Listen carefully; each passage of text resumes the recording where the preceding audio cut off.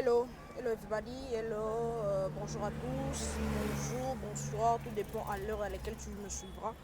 Alors, je veux juste te partager une petite pensée, je serai vraiment bref. Si tu pensais que Dieu a encore déposé dans mon cœur et je me suis dit que je devais le partager pour le bénéfice du corps du Christ.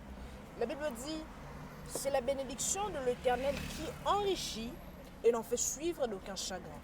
Je répète pour une meilleure audition, c'est la bénédiction de l'Éternel qui enrichit et n'en fait suivre d'aucun chagrin.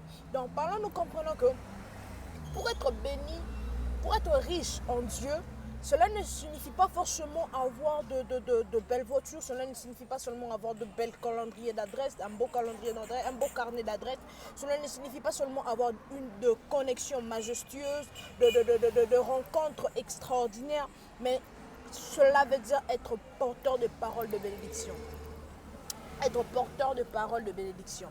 Parce que la Bible dit clairement, c'est la bénédiction de l'Éternel qui enrichit. Et non, c'est la richesse qui enrichit. C'est non le matériel qui enrichit, mais plutôt la bénédiction, le parole de bénédiction que Dieu dépose sur nous. Et la deuxième partie de ce texte, la Bible dit, et n'en fait suivre d'aucun chagrin. Et il n'en fait suivre d'aucun chagrin. Donc, par là, nous comprenons que le chagrin est un signe intérieur.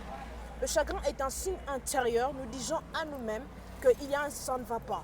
Le chagrin est un signe intérieur, quelquefois aussi qui démontre la source réelle de cette bénédiction.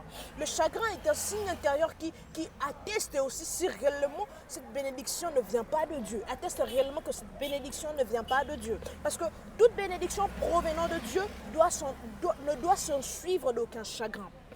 Et par là, si nous voulons aller plus loin, nous comprenons que lorsque nous sommes bénis par Dieu, lorsque nous sommes bénis de Dieu, et lorsque nous sommes bénis pour Dieu, la première des choses que cette richesse, la première des choses que cette bénédiction apporte en nous, c'est la paix du cœur.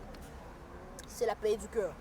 Nul ne peut être béni par Dieu et ne pas recevoir cette paix du cœur que cette même richesse doit l'apporter. En fait, la première des choses que Jésus apporte en venant dans ta vie, la première des choses que Christ amène dans ta vie, c'est cette dimension de paix du cœur. C'est cette dimension de paix du cœur. Ce n'est pas premièrement les avoirs, ce n'est pas premièrement la richesse, mais c'est la paix du cœur. La paix du cœur. Je prie que cette paix du cœur soit en partage. Je prie que cette dimension de paix intérieure soit en partage